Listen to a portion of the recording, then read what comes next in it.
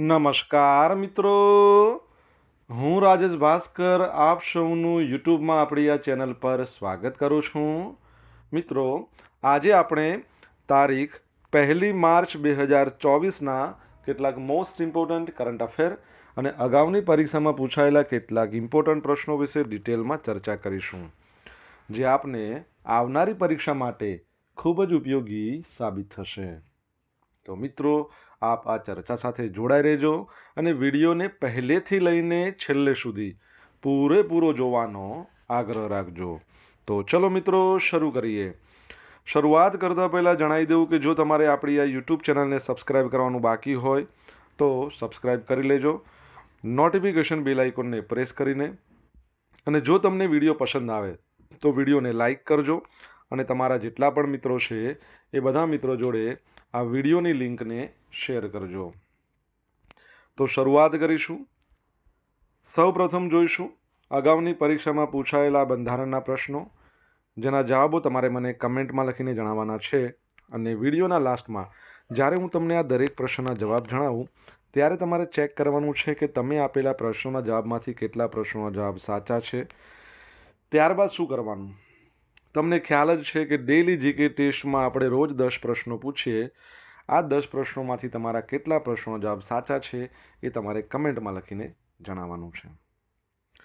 10 પ્રશ્નોની વાત કરી છે, એમાંથી 5 પ્રશ્નો છે એ 5 પ્રશ્નો બંધારણના છે. બાકીના જે 5 પ્રશ્નો છે એ ભૂગોળના છે. ટોટલ 10 પ્રશ્નો છે. તો તમે તમારા આન્સર આપવાની છે કમેન્ટ બોક્સમાં, અને હું આજના કરંટ અફેરનો પ્રથમ પ્રશ્ન છે એની શરૂઆત કરું છું. આજનો પ્રથમ પ્રશ્ન છે, તાજેતરમાં ગુજરાત સરકારે કેટલી નવી નગરપાલિકાને મહાનગરપાલિકાનો દરજ્જો આપવાનો નિર્ણય લીધો છે? તો જવાબ આવશે 2. જે નગરપાલિકા છે એને મહાનગરપાલિકા બનાવવામાં આવશે. તો મિત્રો, રાજ્ય સરકારે નડિયાદ એટલે કે સરદાર પટેલનું જન્મસ્થળ અને પોરબંદર એટલે કે મહાત્મા ગાંધીજીનું જન્મસ્થળ, તો નડિયાદ અને પોરબંદર છાયાને મહાનગરપાલિકાનો દરજ્જો આપવાનો નિર્ણય લીધો છે. પોરબંદર જે મ્યુનિસિપલ કોર્પોરેશનને છાયા કહેવાય છે, યાદ રાખજો. તમને ખબર છે અગાઉ પણ સરકારે 7 નવી મહાનગરપાલિકા જાહેર કરી હતી. એ 7 મહાનગરપાલિકાનું નામ તમને આવડે તો પહેલાં તો કમેન્ટમાં લખી દો. એટલે હવે રાજ્યમાં ટોટલ 17 મહાનગરપાલિકા થશે. પહેલાં 8 મહાનગરપાલિકા હતી, એના નામ તમને કહી દઉં છું: અમદાવાદ, વડોદરા, રાજકોટ, સુરત, ભાવનગર, જામનગર, ગાંધીનગર અને જૂનાગઢ. હજુ એક બાકી રહી ગઈ. અમદાવાદ, વડોદરા, રાજકોટ, સુરત 4 થઈ ગયા. 3 નગર આવશે: જામનગર, ભાવનગર, ગાંધીનગર અને એક જૂનાગઢ થઈ ગઈ. હવે વધતા શહેરીકરણ સાથે શહેરોમાં રોજીરોટી, ધંધા રોજગાર, વ્યવસાય માટે વસતા લોકોને શહેરી સુખાકારીના કામો ઝડપથી મળી રહે એ હેતુથી આ 2 શહેરોની નગરપાલિકાઓને મહાનગરપાલિકામાં રૂપાંતર કરવામાં આવશે. વિધાનસભામાં નાણામંત્રી કનુભાઈ દેસાઈએ મુખ્યમંત્રી ભૂપેન્દ્ર પટેલની હાજરીમાં જાહેરાત કરી હતી. તેમણે કહ્યું હતું કે મહાત્મા ગાંધીજીની જન્મભૂમિ પોરબંદર, લોહ પુરુષ સરદાર પટેલની જન્મભૂમિ નડિયાદ સાંસ્કૃતિક અને ઐતિહાસિક વારસો ધરાવતા 2 નગરો છે.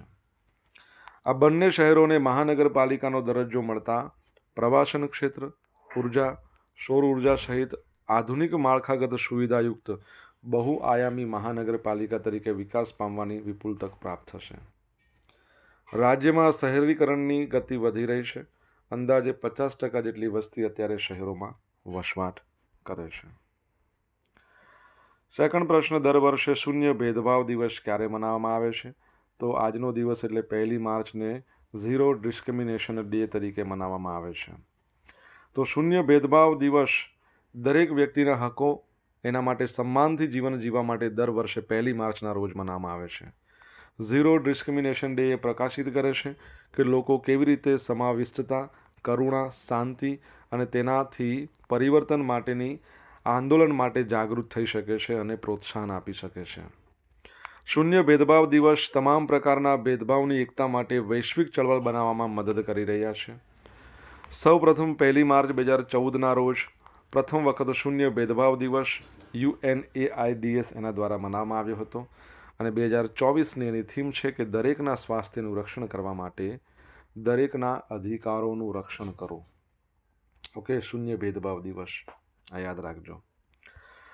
બીજો પણ એક મિત્રો દિવસ છે જે આજે મનાવવામાં આવે છે, એ છે કયો છે? World civil defence day. કુદરતી આફતો, અકસ્માતો અને અન્ય કટોકટીઓથી લોકો અને તેમની સંપત્તિને બચાવવા માટે નાગરિક સંરક્ષણના પગલાંના મહત્વ વિશે જાગૃતિ લાવવા માટે 1 માર્ચે વિશ્વ નાગરિક સંરક્ષણ દિવસ મનાવવામાં આવે છે. આ દિવસ અનેક નાગરિક સંરક્ષણ સંસ્થાઓના કાર્યનું સન્માન કરે છે. 1931માં French surgeon general George Saint પોલે એસોસિએશન ઓફ જીનીવા ઝોનની સ્થાપના કરી હતી. તે પ્રથમ વિશ્વયુદ્ધની ભયાનકતાથી ખરાબ રીતે પ્રભાવિત થયો હતો અને આ રીતે સલામતી ક્ષેત્રો બનાવવાનો હેતુ હતો જ્યાં લોકો યુદ્ધના સમયે રક્ષણ મેળવી શકે. આંતરરાષ્ટ્રીય નાગરિક સંરક્ષણ સંગઠન દ્વારા વર્ષ 1990માં પ્રથમ વખત આ દિવસની ઉજવણી કરવામાં આવી હતી. નાગરિકની વાત પરથી મને યાદ આવે છે, તમને ખબર છે ને કે ભારતીય નૌસેનાએ નૌસેના નાગરિકનું વર્ષ આ ઘોષિત કર્યું. કયું વર્ષ ઘોષિત કર્યું? 2022, 23, 24 કે 25? જો તમને આન્સર આવડે તો કમેન્ટમાં લખો. 17નો જાદુ, 4નો જાદુ, નીતિ આયોગ, RBI, આ બધા શોર્ટ્સ છે. તમારે જોવાના બાકી હોય તો જોઈ લો. તમને પસંદ આવે તો લાઈક કરો, તમારા મિત્રો જોડે અને શેર કરો. જો ચેનલને હજુ સુધી સબસ્ક્રાઈબ નથી કરી તો સબસ્ક્રાઈબ કરો, નોટિફિકેશન બેલ આઇકોનને પ્રેસ કરીને. ગગનયાન માટે તાલીમ લઈ રહેલા 4 અવકાશ યાત્રીઓના નામની જાહેરાત કરવામાં આવી છે. આપણા વડાપ્રધાન નરેન્દ્ર મોદીએ કેરળના તિરુવનંતપુરમમાં વિક્રમ સારાભાઈ સ્પેસ સેન્ટર શેની મુલાકાત લીધી અને એ મુલાકાત દરમિયાન ભારતના પ્રથમ માનવ અવકાશ ઉડાન મિશન ગગનયાન માટે હાલમાં જે તાલીમ લઈ રહેલા 4 પાયલોટ છે એની ઓળખ જાહેર કરી હતી. અવકાશ યાત્રીઓ group captain P. Balakrishna Nair, group captain Ajit Krishnan, group captain Angad Pratap અને વિંગ કમાન્ડર S. શુક્લાને પણ વડાપ્રધાન દ્વારા અવકાશ યાત્રી પાંખો એનાયત કરવામાં આવી છે. પ્રધાનમંત્રીએ તે અવકાશ યાત્રીઓ છે એમને શક્તિ એટલે કે પાવર કહીને સંબોધિત કર્યા હતા અને વર્ષ 2035 સુધીમાં ભારતને પોતાનું સ્પેસ સ્ટેશન બનશે એવી પણ જાહેરાત કરી છે. અને એ બનાવવામાં કોણ મદદરૂપ થશે?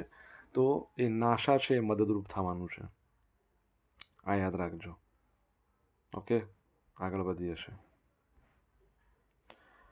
મિત્રો, ભણવાની મજા આવી હોય, વિડીયો પસંદ આવ્યો હોય તો વિડીયોને લાઇક કરો, તમારા મિત્રો જોડે શેર કરો. આપણી 2 યુટ્યુબ ચેનલ રાજેશ ભાસ્કર 2ને સબસ્ક્રાઈબ કરો, નોટિફિકેશન બેલ આઇકોનને પ્રેસ કરીને. જો ડેલી કરંટ અફેરની PDF જોઈતી હોય તો ટેલિગ્રામ ચેનલ જોઈન કરો. ડેલી કરંટ અફેરની PDF મળશે, તમને પોલ્સ રમવા મળશે, બરાબર છે?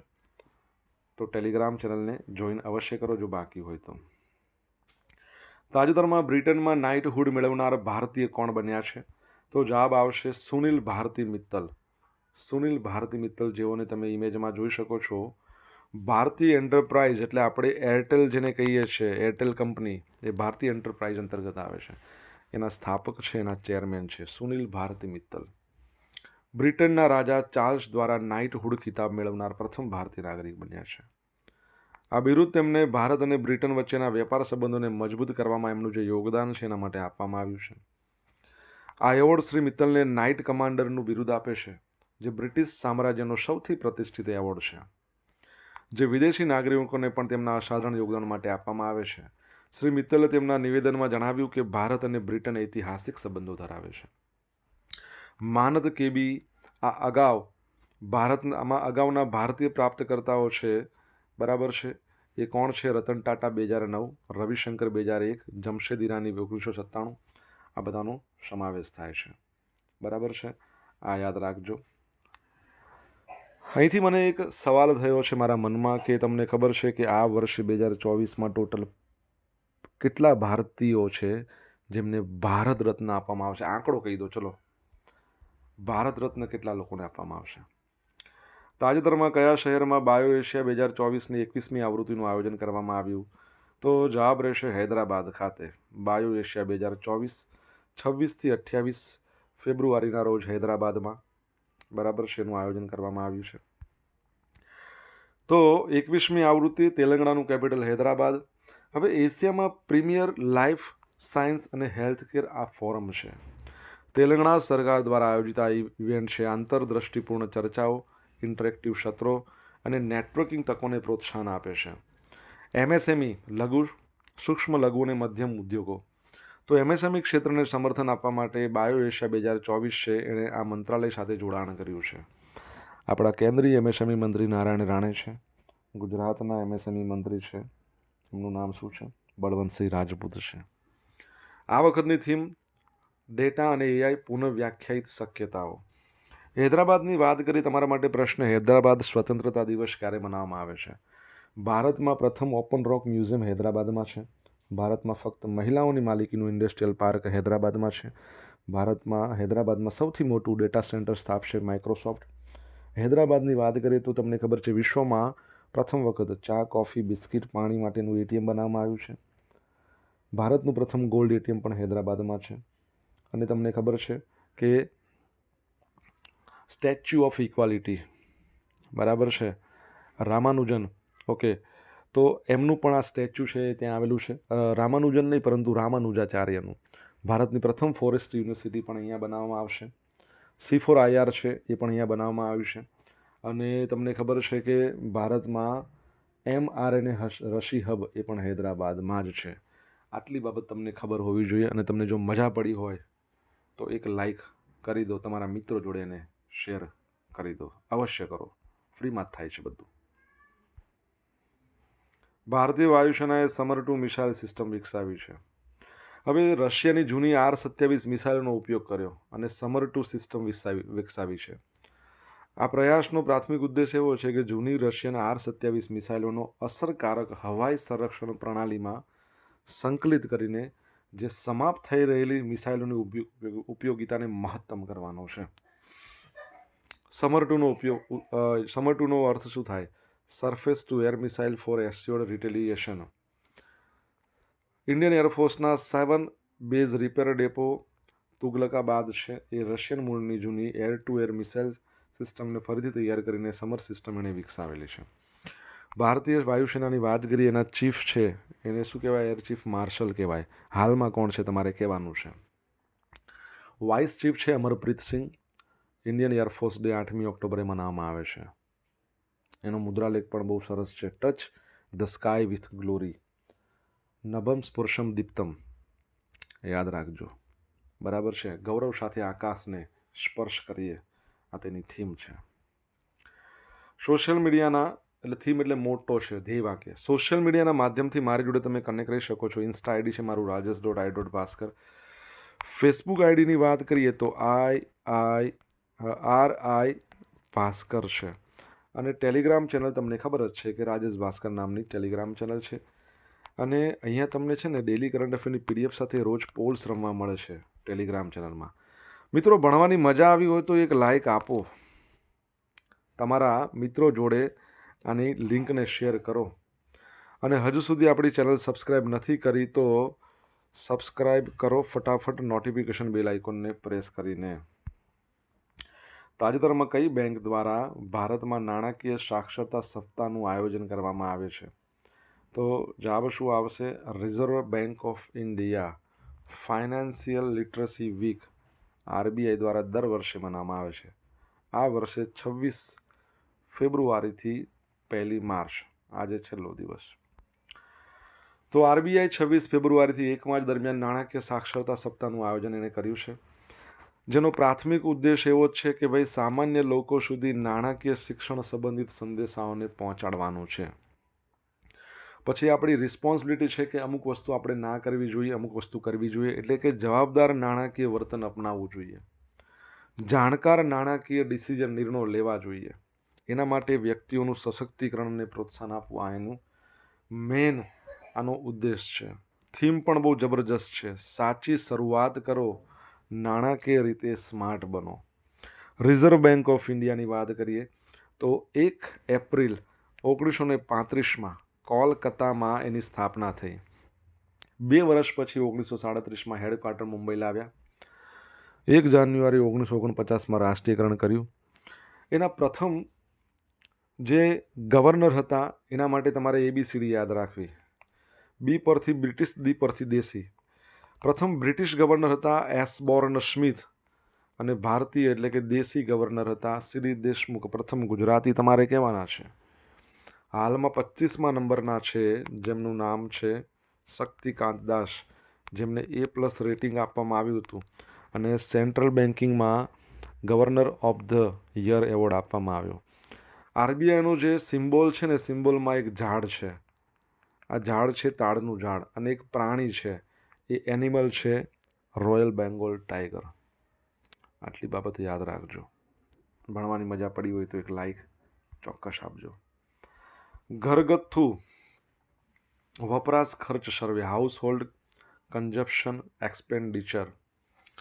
નેશનલ સેમ્પલ સર્વે ઓફિસ છે, આંકડાશાસ્ત્ર અને કાર્યક્રમ અમલીકરણ મંત્રાલય, જેના મંત્રી શું નામ છે એમનું? રાવ ઇન્દ્રજીત સિંહ. ઓગસ્ટ 2012થી જુલાઈ 2023 દરમિયાન ઘરગથ્થુ વપરાશ સર્વે હાથ ધર્યો છે. અહેવાલ મુજબ સિક્કિમમાં ખર્ચ સૌથી વધુ, છત્તીસગઢમાં ઓછો ખર્ચ છે. ઘરગથ્થુ વપરાશ ખર્ચની વાત ચાલે. ગુજરાતની વાત કરીએ તો 6,459 શહેરોની અંદર ઘર ખર્ચ, ગામડાઓમાં 3,773. ગુજરાત 7મા નંબર પર છે. આનો ઉદ્દેશ દેશના ગ્રામીણ અને શહેરી ક્ષેત્રો છે એમાં, અને રાજ્યો અને કેન્દ્ર શાસિત પ્રદેશો છે એના માટે વિવિધ રાજકીય આર્થિક જૂથો માટે ઘરગથ્થુ માસિક માથાદીઠ વપરાશ ખર્ચ અને તેના વિતરણના અંદાજો બનાવવાના છે. સંરક્ષણ અહેવાલ દર્શાવે છે કે 2022-23 જુલાઈ ઓગસ્ટમાં કૃષિમાં સ્વરોજગાર ધરાવતા પરિવારોની સરેરાશ MPCE 3,702 હતી, જ્યારે ગ્રામીણ પરિવારોની એકંદર સરેરાશ 3,773 હતી. પ્રથમ વખત કૃષિ પરિવારોને સરેરાશ માસિક માથાદીઠ વપરાશ ખર્ચ MPCE મંથલી, બરાબર છે, મંથલી પર કેપિટા કન્ઝ્યુમર એક્સપેન્ડિચર કેવું થયું? ગ્રામીણ પરિવારોની એકંદર સરેરાશ કરતાં નીચે આવ્યું. પહેલી વાર એવું થયું છે. તમારા માટે પ્રશ્ન છે, વિશ્વ આંકડાશાસ્ત્ર દિવસ ક્યારે મનાવવામાં આવે છે? ભારતમાં તો નેશનલ આંકડાશાસ્ત્ર દિવસ 29 જૂને મનાવવામાં આવે છે. હવે જોઈશું અગાઉની પરીક્ષામાં પૂછાયેલા બંધારણના પ્રશ્નો. પ્રથમ પ્રશ્ન, દેશમાં કટોકટીની પરિસ્થિતિની જાહેરાત કોણ કરે? રાષ્ટ્રપતિ. ભારતીય બંધારણના ઘડવૈયા તરીકે કોણ ઓળખાય છે? તો ડૉક્ટર બાબા સાહેબ આંબેડકર. ભારત સરકારના બંધારણીય વડા કોણ ગણાય છે? તો રાષ્ટ્રપતિ ગણાય છે. સમાનતાનો અધિકાર અનુચ્છેદ 14 થી 18. ભારતમાં કઈ બાબત આધાર મતાધિકાર આપ્યો છે? એટલે કઈ બાબતે? તો ઉંમર જો તમારી 18 વર્ષ થાય એટલે તમે મત આપી શકો. હવે મિત્રો જોઈશું અગાઉની પરીક્ષામાં પૂછાયેલા ભૂગોળના પ્રશ્નો. પહેલો પ્રશ્ન, નીચે પૈકી કયા ભારતીય વૈજ્ઞાનિકોએ સામાન્ય તાપમાને કોઈ પણ પાવર કે રસાયણનો ઉપયોગ વિના પાણી આધારિત હાઇડ્રો ઇલેક્ટ્રિક સેલમાંથી વીજળી ઉત્પન્ન કરી હતી? તો ડૉક્ટર R.K. કોટનાલા. સતીશ ધવન સ્પેસ સેન્ટર ક્યાં આવેલું છે? આંધ્રપ્રદેશમાં. અણુબોમ્બમાં ઉપયોગમાં લેવામાં આવતા યુરેનિયમના રેડિયોએક્ટિવ આઇસોટોપને કયા નામે ઓળખવામાં આવે છે? તો 92U238. રુસ્તમ શું છે? તો માનવરહિત વાયુયાન છે. ફ્રાન્સની મદદથી ભારતમાં જેટ એન્જિન પ્રોજેક્ટ શરૂ કરવામાં આવેલ, એને શું નામ આપવામાં આવેલ? તો કાવેરી. હવે જોઈશું ગઈકાલે પૂછેલા પ્રશ્નોના જવાબ. પ્રથમ પ્રશ્ન, પ્રખ્યાત ગઝલ ગાયક પંકજ ઉધાસનું નિધન થયું છે. એમને પદ્મશ્રી ક્યારે મળ્યો? 2006માં. તાજેતરમાં યોજાયેલ ખેલો ઇન્ડિયા વિન્ટર ગેમ્સમાં વિજેતા એટલે સૌથી વધારે મેડલ કોણ લઈ ગયું? આર્મી. હવે મિત્રો આજે પૂછેલા પ્રશ્નોના જવાબ જોઈ લઈએ. પહેલો પ્રશ્ન પૂછ્યો હતો કે 7 નવી મહાનગરપાલિકા બનાવવામાં આવશે, એમાં કઈ કઈ? તો યાદ રાખજો, આજ ગાવાની મોસમ, આટલું યાદ રાખજો. આ પરથી આણંદ, ગાંધીધામ, વાપી, ની પરથી નવસારી, મો પરથી મોરબી, સ પરથી સુરેન્દ્રનગર, મ પરથી મહેસાણા. સેકન્ડ પ્રશ્ન, ઇન્ડિયન નેવી દ્વારા 2024નું વર્ષ છે એને નૌસેનાનું દિવસ તરીકે, નૌસેના નાગરિકનું વર્ષ ઘોષિત કર્યું. 2024નું વર્ષ ઊંટનું વર્ષ પણ છે, ઊંટનું. ત્રીજો પ્રશ્ન છે, ગગનયાન ભારત રત્ન 2024માં 5 મહાનુભાવોને આપશે. કર્પૂરી ઠાકુર, બિહારના પૂર્વ CM LK આડવાણી, ત્યારબાદ MS સ્વામીનાથન હરિત ક્રાંતિના પિતા, પૂર્વ વડાપ્રધાન નરસિમ્હા રાવ અને પૂર્વ વડાપ્રધાન જેમનો જન્મદિવસ આપણે કિસાન દિવસ તરીકે મનાવીએ છીએ ચૌધરી ચરણસિંહ. ચોથો પ્રશ્ન, હૈદરાબાદ સ્વતંત્રતા દિવસ 17મી સપ્ટેમ્બર 1948. પાંચમો પ્રશ્ન, એરફોર્સના ચીફ છે એમનું નામ શું છે? વિવેકરામ ચૌધરી છે. છઠ્ઠો પ્રશ્ન, રિઝર્વ બેંકના પ્રથમ ગુજરાતી ગવર્નર IZ પટેલ. સાતમો પ્રશ્ન, વિશ્વ આંકડાશાસ્ત્ર દિવસ 20મી ઓક્ટોબર અને દર 5 વર્ષે મનાવવામાં આવે. હવે ડાયરેક્ટ 2025માં આવશે. હવે મિત્રો જોશું ગઈકાલના કરંટ અફેરમાંથી પૂછેલા કેટલાક ઇમ્પોર્ટન્ટ પ્રશ્નો જેના જવાબો તમારે મને કમેન્ટ બોક્સમાં લખીને જણાવવાના છે. પહેલો પ્રશ્ન, તાજેતરમાં નેશનલ એમેચ્યોર ચેસમાં કોણે ગોલ્ડ મેડલ જીત્યો છે? સેકન્ડ પ્રશ્ન, તાજેતરમાં કોને ભારતના ભ્રષ્ટાચાર વિરોધી લોકપાલના અધ્યક્ષ તરીકે નિયુક્ત કરવામાં આવ્યા છે? જવાબ આવડે તો કમેન્ટ બોક્સમાં લખીને જણાવજો. તો મિત્રો આ હતા આજના દિવસના કેટલાક મોસ્ટ ઇમ્પોર્ટન્ટ કરંટ અફેર. સાથે આપણે જોયું અગાઉની પરીક્ષામાં પૂછાયેલા કેટલાક ઇમ્પોર્ટન્ટ પ્રશ્નોના જવાબોની સાથે. આશા રાખું છું બધાને ભણવાની મજા આવી હશે. ભણવાની મજા આવી હોય તો વિડીયોને લાઇક અને શેર કરજો. આપણી બંને યુટ્યુબ ચેનલ રાજેશ ભાસ્કર 2ને સબસ્ક્રાઈબ કરજો નોટિફિકેશન બેલ આઇકોનને પ્રેસ કરીને. તો thank you so much for watching this video. Have a nice day. જય હિન્દ, જય ભારત.